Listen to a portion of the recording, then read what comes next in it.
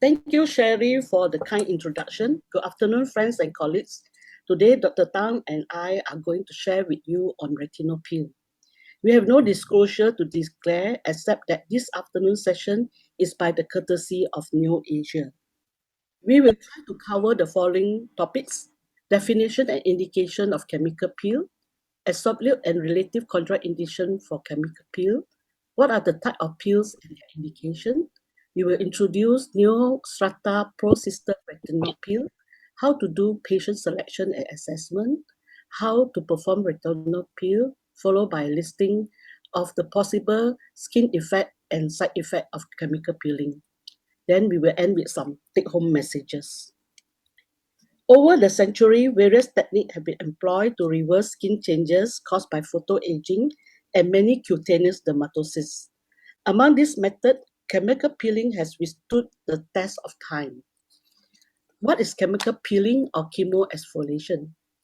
This is a method where chemical ablative agent is applied to the skin surface in order to induce keratolysis or keratocoagulation. This causes a rapid, predictable, and uniform thickness destruction to all or part of the epidermis or dermis, leading to exfoliation of these layers. After the wounding process, regeneration and remodeling of the epidermis and dermis will occur and ultimately results in improvement of the appearance and the texture of the treated skin. When do we do chemical peeling? Chemical peel is useful in the treatment of pigmentary disorder like lentiginous, melasma, and post-inflammatory hyperpigmentation. It can be used in inflammatory dermatosis like acne vulgaris, acne cosmetica, or comedonal acne. Chemical peel also can help in reducing scarring caused by acne, trauma, or surgery, and it can help to reduce the effect of photoaging and photo damage. Chemical peel also can be used in treatment of epidermal proliferation or pre-malignant skin lesion like actinic keratosis. What are the absolute contraindication for chemical peel? Obviously, if a patient has a history of allergy to any of the chemical peel ingredient, it shouldn't be done in pregnant or nursing mother. It shouldn't also be done in patient with active infection or wound or open wound. Patients who are taking oral isotretinoin within the last 6 months is also contraindicated, but this is more relevant for patient who's undergoing medium or deep chemical peeling. Patient with dark skin type like Fitzpatrick skin type 5 and 6 should be used in caution, and also patient with unrealistic expectation. What are the relative contraindication? Questionable patient compliance, patient who need to have regular and intense sun exposure, patient who are a heavy smoker, history of previous or recent herpes simplex infection. If a recent infection, chemical peel should be done after 4 to 6 weeks of healing process, and in this instance, they would need antiviral prophylaxis. History of hypertrophic scar and keloids is also a relative contraindication. Patient with multiple comorbidity morbidity, as this will increase risk of toxicity, delay wound healing, and also increase risk of infection. Concomitant dermatological conditions, especially lesion on the face, doing a peel can aggravate this condition. Previous or current medication, especially those taking photosensitizing or hormonal drugs. Those patients who have undergone aesthetic procedure, we need to actually time the interval from this procedure before we embark to doing a chemical peel for them. These are the Fitzpatrick skin phototypes. Our Asians are basically within type 3 to type 6. To talk to us on the type of chemical peel, I will pass over this session to Dr. Tang. Thank you, Dr. Chan. Now let's look at what are the types of chemical peels available. Chemical peel can be divided based on the depth of penetration of the chemical agent. In general, there are 4 classes of chemical peel. The first is very superficial chemical peel. Example of chemical agents grouped under this category are glycolic acid 10 to 30%.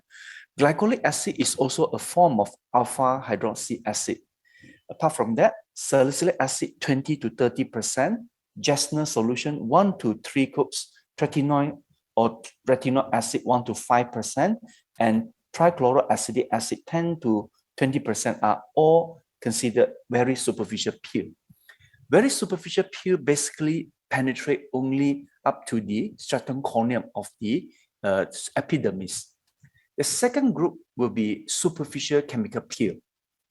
Example of superficial chemical peel include glycolic acid 50 to 70%, Jasner solution 4 to 7 cups, tretinoin or retinoic acid 10%, and trichloroacidic acid 20 to 30%. Superficial chemical peel will penetrate the entire epidermis up to the basal layer. And the third group will be medium depth peel. Example of chemical agents that group under this category are trichloroacidic acid 35 to 50%, glycolic acid 70% plus trichloroacidic acid 35%, and Jasner solution plus trichloroacidic acid 35%. Medium depth peel will penetrate up to the upper reticular dermis. And the last group will be deep depth peel. The classical example is Baker-Gordon phenol peel, which will penetrate up to the mid-reticular dermis. Jasner solution is a special solution that consists of 14 gram rasosinol, 14 gram salicylic acid, 14 gram lactic acid, and ethanol to make up 100 ml. This diagram illustrates the depth of chemical peel penetration as what I have mentioned just now in the table. As you can see here in this diagram, very superficial peel only penetrates up to the stratum corneum, whereas superficial peel penetrates up to the 60 micromilliliter of the skin, which is entire epidermis. And medium depth peel will penetrate up to the upper reticular dermis, which is around 450 micromilliliter. And that deep depth peel will penetrate up to the mid-reticular dermis, which is around 600 micromilliliter. Sometimes we can combine several types of chemical peeling agent to enhance the depth of peel without using a higher concentration of a particular peeling agent. The example are Monhel peel, which consists of Jasner solution and 35% trichloroacidic acid. Coleman's peel, which consists of glycolic acid 70% and trichloroacidic acid 35%. In darker skin, this common peel can use lower concentration of trichloroacidic acid consisting of 10 to 25%. And Brody peel will be a combination of solid carbon dioxide dry ice with 35% of trichloroacidic acid. Now let's look at what are the indications of chemical peeling based on the depth of peel penetration. For superficial peel, it can be used to treat acne vulgaris, mainly for comedolytic effect. Apart from that, superficial peel is also indicated for actinic keratosis, solar lentiginous, melasma, flat seborrheic keratosis, and superficial skin retexturization. Superficial peel is the commonest peel done by most of the clinicians, and it may be used on all Fitzpatrick skin types because it has an excellent safety records.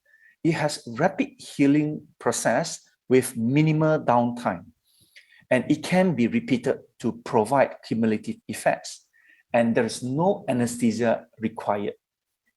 On the other hand, medium depth peel can also be used to treat the similar indication as in a superficial peel. However, it can be used for more severe cases. And medium peel can also be used to treat wrinkle. Nevertheless, medium depth peel require special training, and hence it can only be performed by trained personnel. And it can be painful and associated with intense burning. And therefore, it may require local anesthesia. And it should only be done with great care in darker skin patient with skin Fitzpatrick's type of 4 to 5 because of higher risk of post-inflammatory hyperpigmentation. Deep depth peel is indicated mainly for deep wrinkle, acne scar, and skin laxity improvement. And deep depth peel technically is more challenging and it requires anesthesia.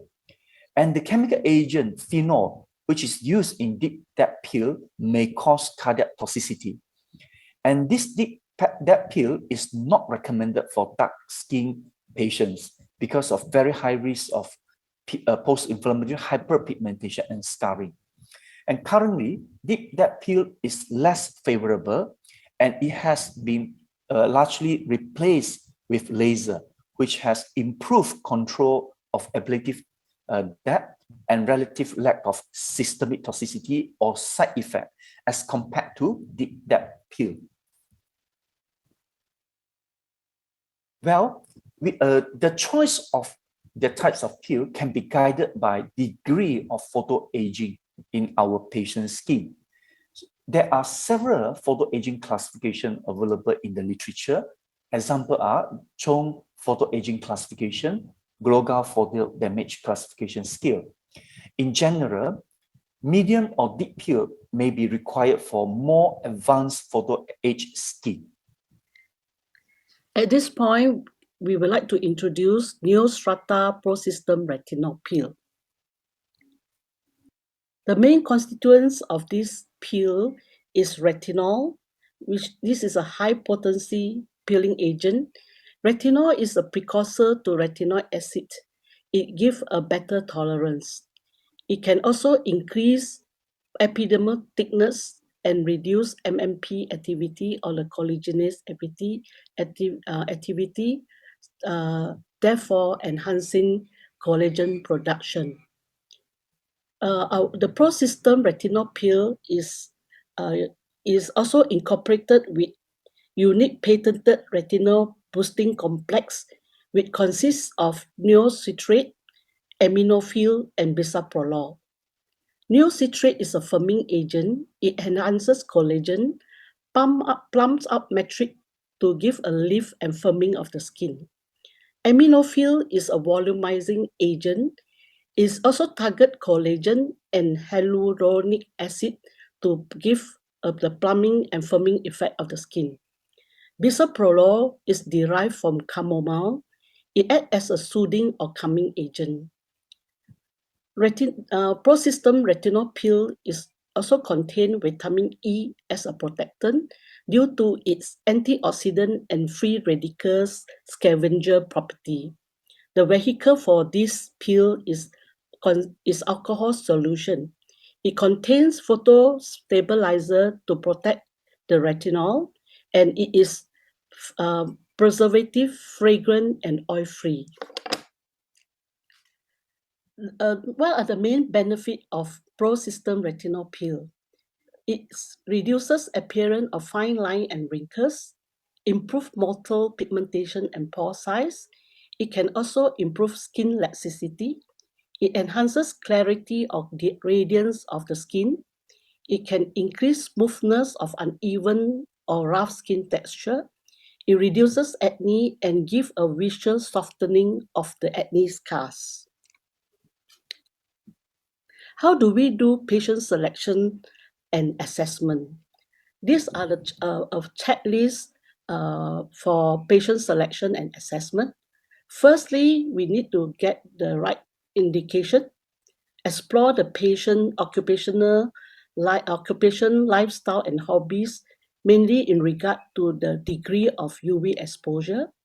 Ask for their associated comorbidities. any history of recent or previous resurfacing procedure, recent or previous history of herpes simplex infection, any photosensitivity, any abnormal hypertrophy or keloid scars. We also need to explore the concomitant medical dermatological condition and also on previous or current medication like isotretinoin or photosensitizing drugs. For women of childbearing potential, inquire about pregnancy and breastfeeding status. In the examination, mainly is to note what is the fit specific phototype of the patient for us to choose the appropriate pill. Superficial chemical peel like retinol peel are basically suitable for almost all the skin types. We need to take an informed consent and if possible, do a baseline photography as for comparison. Now let's look at how to perform retinol peel. These slides summarize the 6 essential steps involved in retinol peel. First is cleansing, followed by pre-peel preparation, and third is peel application, and then monitoring and peel completion, and finally post-peel skincare. Let us go through each steps. Step 1 is cleansing. We need to clean the skin with facial cleanser to remove makeups, oil, and surface debris, and then rinse thoroughly with water. This is then followed by pre-peel preparation. We may choose to use Pro System Balancing Pre-Peel Cleanser to prepare the skin for the peel and to bring the skin to a uniform pH. However, do not rinse after application of pre-peel cleanser. And then we need to lightly apply petrolatum with cotton dip applicator to both inner and outer corner of eye, lower and upper lips lines, and other areas of potential sensitivity or where the peel solution may pool to protect this area.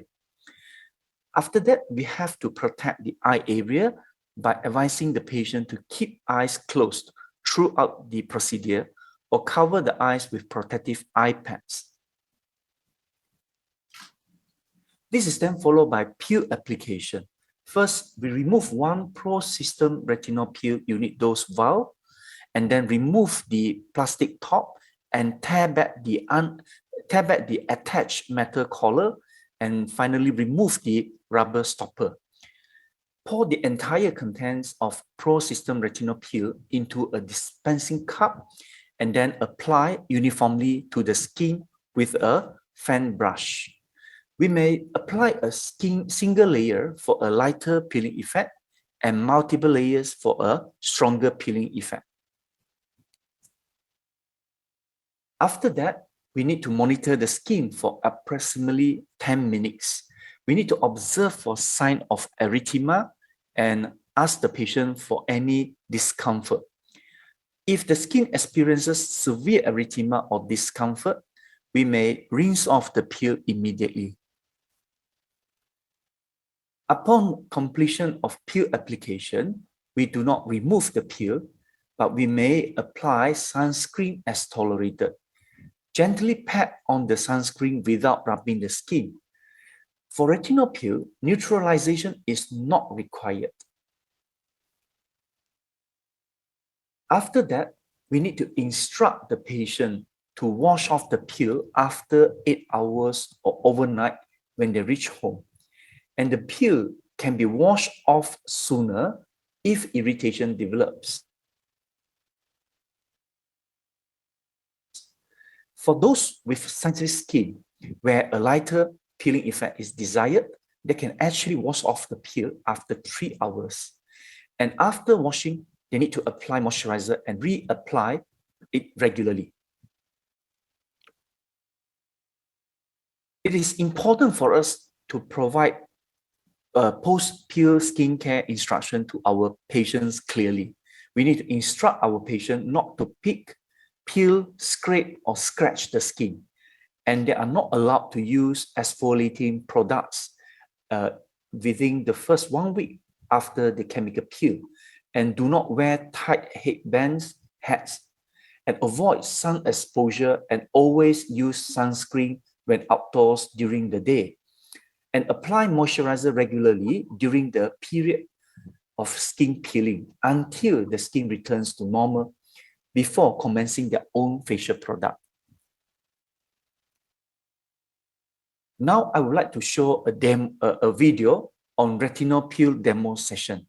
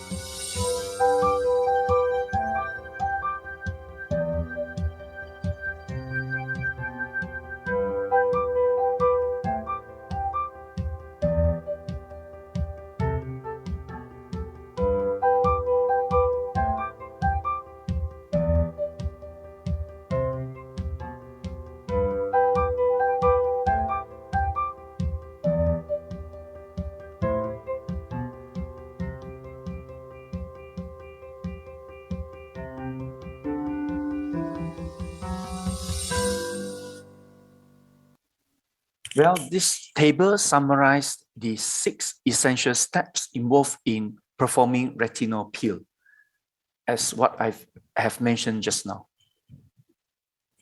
So what are the post-peel skin effect and the possible side effect? The patient may experience skin tightness or dryness during the first 2 days. Visible flaking and peeling will usually begin on the 3rd day and continue for approximately 1 week post-peel. The improvement of the overall photo damage can be seen as early as after 1 peel, but the accumulative effects of repeated peels give a more desirable results. Usually, we will plan the next peel by after 6 or 8 weeks. Retinol peel is generally safe and have minimal side effect. Some patients, however, may experience intense erythema, stinging, itching, peeling, and mild edema of the skin. This side effect will gradually diminish over time with just moisturizer application. However, if prolonged or severe, low-potency topical corticosteroid may be used. Chemical peel sometimes may cause perioral dermatitis, acne flare, herpes simplex flare, hyper or hypopigmentation. Hyperpigmentation can be treated with a skin lightening product. Hypopigmentation may take longer to resolve. This is a study conducted by Dr. Neil Sadiq from New Strata, New York, and the study is published in the Journal of Drugs in Dermatology in the September 2019 issue. The objective of the study is to evaluate the tolerability, safety, and efficacy of ProSystem 3% retinol peel with a supportive home care. These are the agent used as a home care. They recruited about 24 female patients aged between 18 to 65 years, and they categorized them into 4 main categories: the photo-damaged skin, the acne group, the hyperpigmentation of the melasma group and the skin of color group, which include spectral skin type 4 to 6. They all undergo a series of 2 to 4 peels with a 6-week interval. A total of 78 peels were done. Dermatologist grading, self-assessment, and digital photography were documented to assess the tolerability and the efficacy parameters. So these are the results. In the photo damage group, the overall photo damage effect was significantly improved after one peel. Fine lines and pores were significantly improved after 3 peels, and all the parameters were significantly improved after 5 peels, as shown in this graph. Photo showing one of the patients from the photo damage group. After 2 peels, she obtained a smoother forehead lines and more even skin tone. For the photo damage parameters were also decreased throughout the series of peel in the melasma group and in the skin of color groups. In the skin of color group is just after 2 peels. And also in the acne group, there are noted improvement of acne changes even after the first peel. This improvement continue after subsequent peels. This photo shows the one of the patient from the skin of color group. There's noted to have improvement in hyperpigmentation on the forehead and the over clarity just after 2 peels. This patient is from the acne group. You can see the improvement of acne, the skin texture, and diminished impigmentation after 2 peels. Whereas in the melasma group, the improvement of melasma along the jawline and the overall skin texture were seen after 3 peels. In conclusion of this study, the 3% retinol superficial peel was well tolerated and efficacious, and is an efficacious cosmetic treatment, but this is conducted under the physician's supervision to all skin type in order to and they result in firmer skin, improved fine lines and wrinkles, and they also have promote a better, a bright, even complexion. So in the take-home messages, retinol peel is a superficial chemical peel that is well tolerated in all skin type and is easy to be carried out. It is a useful, non-invasive cosmetic treatment for hyperpigmentation, melasma, acne, and effect of skin aging and photo damage. Good patient selection and proper counseling of patients on the pre and post-peel care is important to ensure optimal outcome and minimizing the side effect. With this, we thank you and we welcome any questions. Thank you.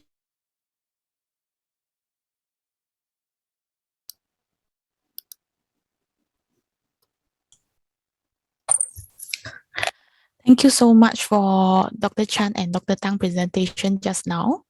So now we are now open to questions. So I think there are some questions in the Q&A session already. Okay, let me open the questions. Okay, let's see the first one. There's someone asking, so far Dr. Tang and Dr. Chan, in your practice when using this retinol peel, how is the patient satisfaction like, and generally how many peels would we need to conduct to see a very significant results? Probably I pass this question to Dr. Chan first, then if anything that Dr. Tang want to add on, then Dr. Tang just open your mic and talk about it. So Dr. Chan, please. In my practice, most of the time I do retinol peel for patients with acne or those completed treatment with isotretinoin. They still have some few pop up, like especially comedonal lesion. I have patient who says that after one peel they like it, they feel the skin are smoother, and then subsequently after 3 to 4 peels you can see more desirable results. They are quite happy after like 3 to 4 peels. That means it is around 3 to 4 pills. Okay. So how about Dr. Tang? How about your patient there?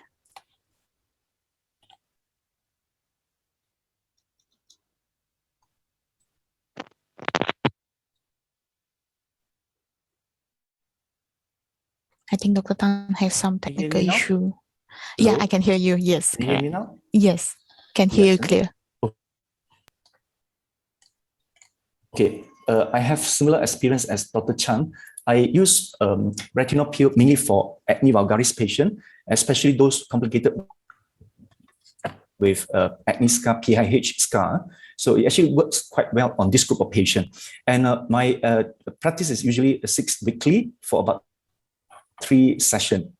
And most of my patients are very satisfied with this treatment. And, you know, I can actually see a quite significant improvement after 3 sessions, especially in terms of the post-inflammatory hyperpigmentation. Okay, so it is around 3 sessions. It's quite fast. Yeah. We can see a result. Yeah. Actually, I Correct. personally have a Yeah. question regarding And there this are some also. patients who will continue, doing it. Yeah. Okay, so actually, for me, I have some Some questions may because choose to continue, especially those who are quite happy with the treatment. Sorry, I think my internet is it's okay, doctor. slow. So there is a delay. Yeah, it's okay. Yeah. Sorry. Then can I just address my question to you?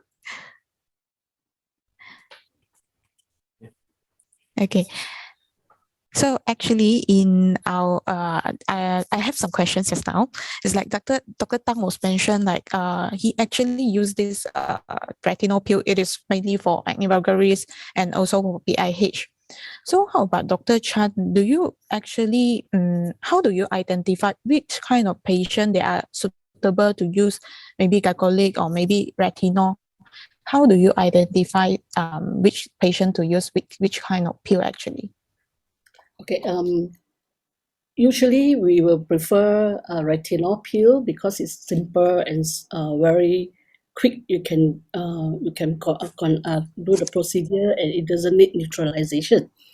Usually, patient who can tolerate retin A or retinoid application, I will actually usually recommend them retinol peel. Unless those patients who tell me they can't even use topical adapalene or retin A, a lot of peeling, then my choice usually I will choose glycolic peel. Uh, and then for darker skin patient, I actually prefer glycolic peel to retinol peel, but mainly worry about the BIH, the side effect of BIH. Okay. Yeah, basically that. Mm. Okay, understand. So I think for Dr. Tang just now also mentioned he is using this for acne vulgaris and also for PIH more. So I think this should be Dr. Tang answer for my question, right? Yes. Yeah. Okay. So now let's move to the next question. So, okay, there are someone asking, should topical retinoid derivative like adapalene should be stopped at least 1 week before a chemical peel? How fast can we resume using the topical retinol after the chemical peel? Yeah, Dr. Chan, do you have any things to answer about this question? I usually ask them to stop either 5 to 7 days before I actually plan the pill when they give appointment and tell them to stop adapalene 5 to 7 days before the pills. And 5 to 7 days. and then they can restart back the treatment when all the skin have reepithelialized.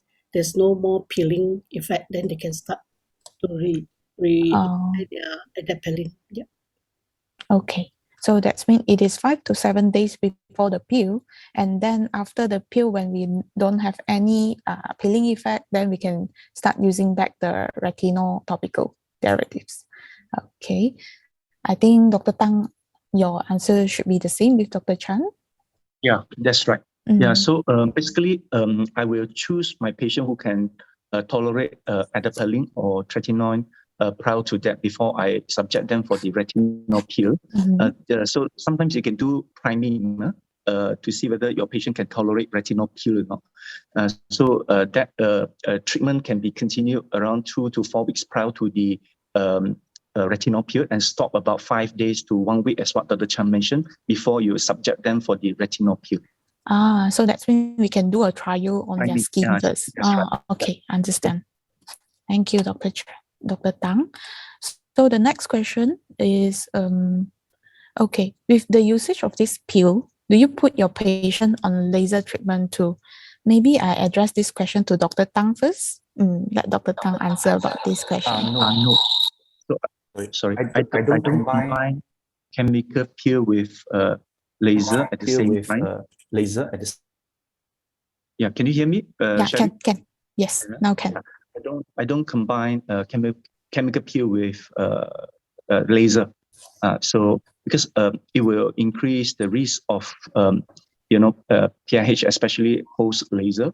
So of course you can do it after the laser treatment is completed, right? But not immediately after the laser. Okay, that means we can do the chemical peel with laser, but actually in your practice, you are not really recommending on this kind of treatments. But if they, if they want to, they can do it like after Definitely healing. Okay. That's right, after healing. Yeah. Understand. So for Dr. Chan, how about your practice on this laser and peel together?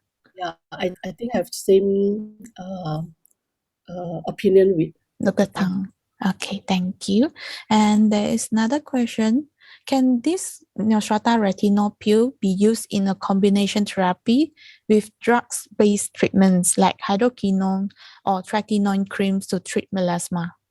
Maybe I address to Dr. Tang also for this time, because just now Dr. Chan has answered too. Yeah.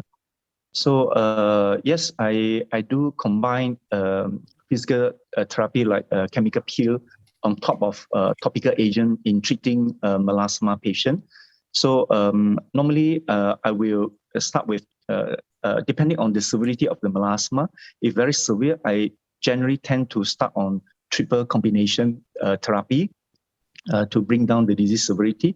And if let's say the response is still not too good, then I will add on other treatment, including oral tranexamic acid, depending on the underlying risk factor of the particular patient. So bear in mind, tranexamic acid may increase the risk of thrombus formation. So it's a procoagulant agent. So you have to be very careful in patients with underlying risk factor. And for those who can't take tranexamic acid orally, then I may consider to put them on chemical peeling. So retinol peel is one of my favorite choice. As what Dr. Chan has mentioned just now, it is pretty safe and quite simple to do. That's the most important key. Very simple to do as compared to some other chemical peel. So I will definitely choose retinol peel as one of my options in helping the patient with resistant melasma that do not respond to topical agent. Okay, understand. Then how about Dr. Chan practice on this drug-based treatments? Yeah, actually, in some cases, especially dark skin patient, darker skin patient, I think hydroquinone and retinol cream can also be used as a priming agent, pre-pill, where you give them, ask them to use about 2 to 4 weeks before you embark to do your retinol peel. And of course, it can be combined with retinol peel in the treatment of melasma. As Dr. mentioned just now, either you can use your hydroquinone or tretinoid cream, and usually these are in the triple fixed combination for melasma treatment.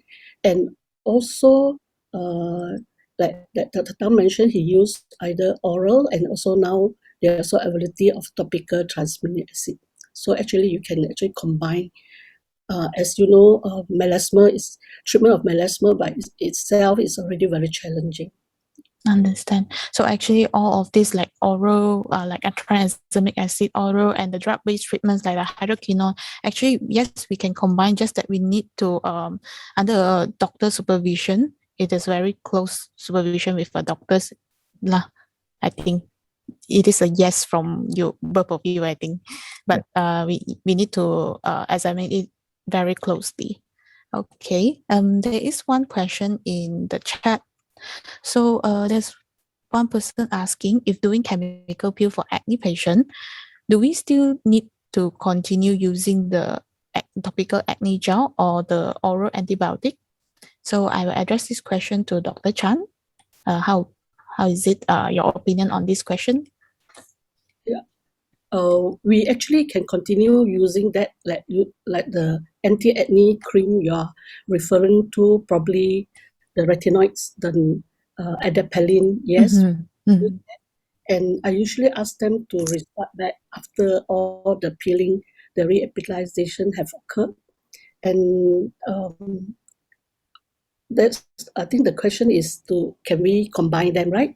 Yes, combined with the topical acne gel or oral antibiotic for acne.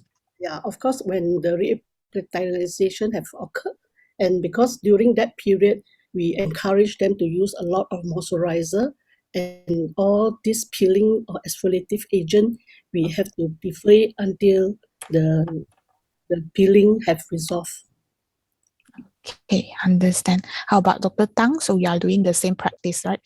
Yes, like what Dr. Chan mentioned, actually you can continue the topical acne gel, but probably during the peeling effect, during the period when the peeling is taking place, try to avoid the irritating cream like differing or tretinoin for a while, usually for about 1 week. And after that, when the peeling has completely resolved, then you can resume your topical acne gel. Okay. And the oral antibiotic, as what asked by this participant, yes, you can actually continue the oral antibiotics concurrently if the patient is still on the active treatment. But generally, most of the time, I would choose to do chemical peeling when their acne is a little bit more stable. Right?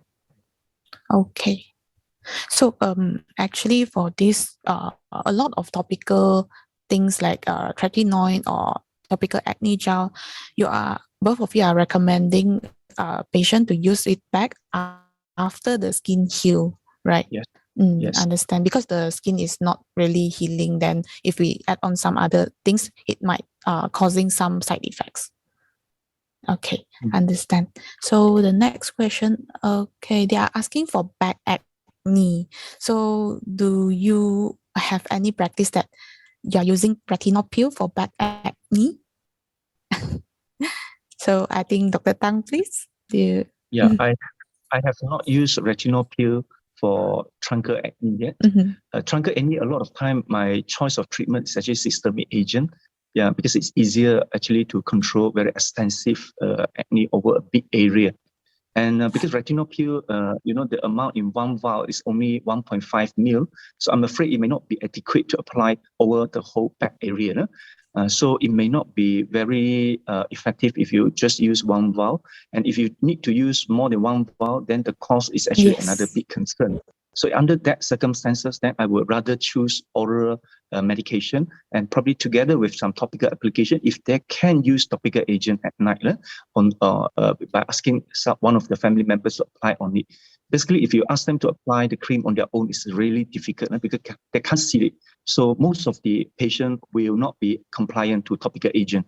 So the oral medication will be the best choice, right? Okay, understand. How about Dr. Chan, also using the oral medication? Yeah, agreed. Basically, we start oral medication, and also you can actually ask patient to get some wash. This is more cost effective, like wash containing salicylic acid or benzoyl peroxide wash, and continue the topical cream that they apply, like Dr. Tan say, you need somebody to help you to apply.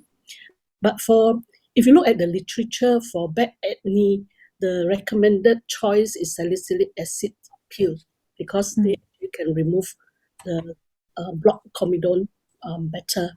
So, and also I agree totally, the cost effectiveness, because the amount is small to apply the whole back won't be cost effective. Yeah, I think for bad acne, if we use the retinol peel, I think not only 2 vials is needed. I think it's 3 to 4.